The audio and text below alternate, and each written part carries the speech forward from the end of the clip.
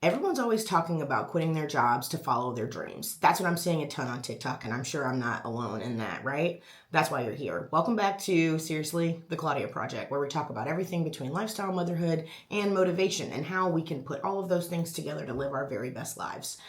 The trend about quitting your job and how no one wants to work for someone else, and how being your own boss has been going around wild on the internet. I see it every day. People talking about how they want to be entrepreneurs and all of these things, which I fully support. I'm on the internet just like you. But I want to talk about why I think it's a really good job to keep your 9 to 5 and things that a lot of people are skipping out on when understanding why most of us really shouldn't ever think about being an entrepreneur full time, leaving our 9 to 5s, just because it's just not something all of us really should do.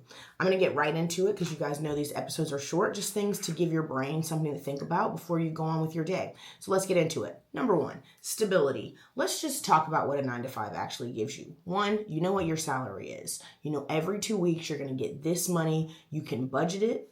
I'm working on that. You can plan exactly how you're going to pay your rent, mortgage, your utilities. You have a full system plan. There's no 60, 90, 120 days, which a lot of people don't even realize that's how most 1099 contractors are paid, is on a 60, 90. Some companies do a 120, which means they don't really owe you money when you finish the work. They have like days on days on days. And so you might be tracking all of this cash that you're going to be getting. But if 2 people don't pay you on time, it can really put you in a bind. And that's not to say that entrepreneurship can't end in something that is stable, but it does take a really long time typically to get there. And so these overnight success stories you're seeing where someone is making $20,000 in a month, that's amazing, but that could not possibly happen to you. And I want to be very clear. This is not me saying that you shouldn't follow your dreams and that you can't be a millionaire and that entrepreneurship is how you find your money. What we're talking about is getting this new thing that you have going off the ground and finding the right time to quit. And also realizing that that's just not for everybody. Everyone doesn't want to do the grind and start over. And so like for me, I love my 9 to 5. It challenges me, and I'll get into that in a little bit, but like there's just nothing wrong with the structure and being okay with that and not letting all of these other things cloud your mind on why you shouldn't have the stability in your life. Other benefits of this situation are the actual benefits: health insurance, retirement, contributions, predictability in all of those things. And what I don't see a ton of people talking about when they're telling you to quit your jobs is how much health insurance really is as a individual contributor, and how complicated it can be to find find policies that will allow you on. And especially if you have a family, it like turns into a whole nother thing. I work at a smaller company, and even our benefits are like wildly costly because we have less employees, and so it costs more to keep people on the plans, and it's just more complicated than I think what people give it credit for. And so like having benefits that you know you can count on, especially if something happens, God forbid, knowing that you can just go to the dentist at any point, it's like a bigger deal than people make it out to be. Not to mention the cost of it to you and the company, right? Like if you're making, let's say, $50K, and the benefits count for another $10,000 to $15,000 of that, so you have to like add that in, and people don't really talk about that a lot. Structure and skills is number 2.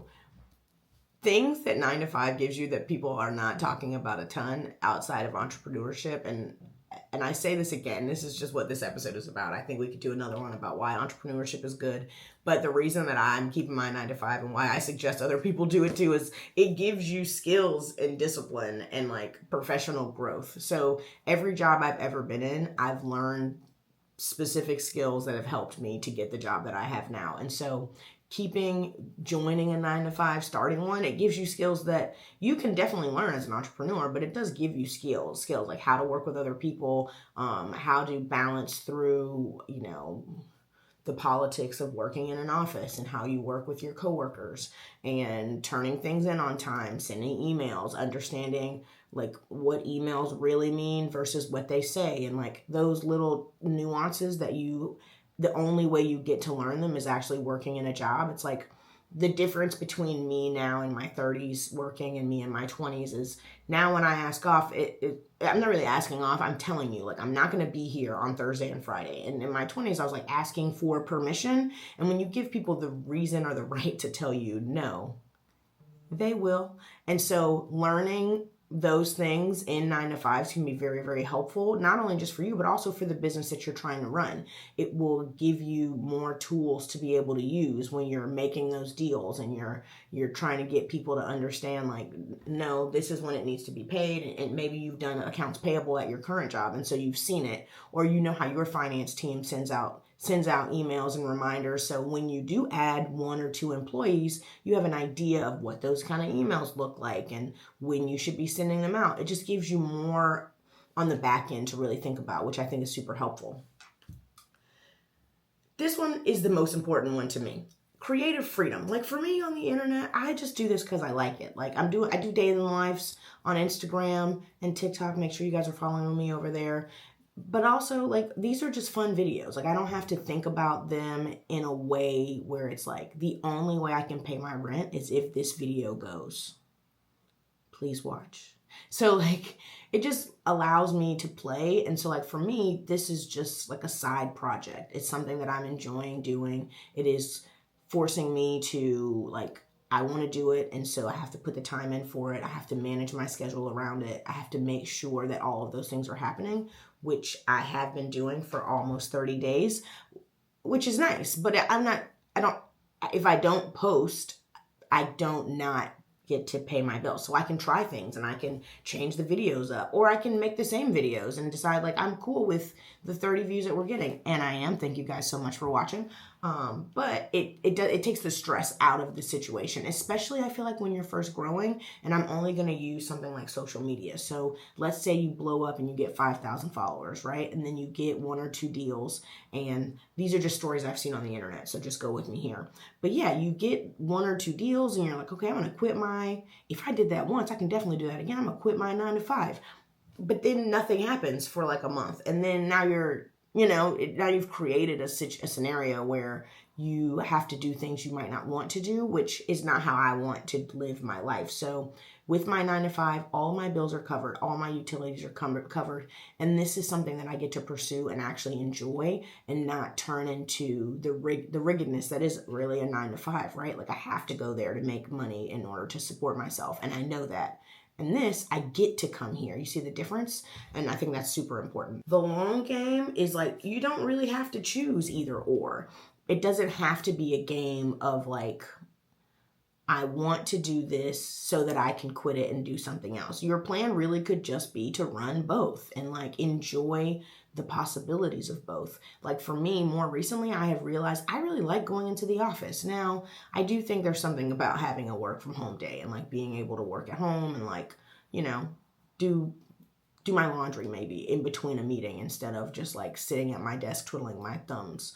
But that doesn't happen that often because of the type of work that I'm in.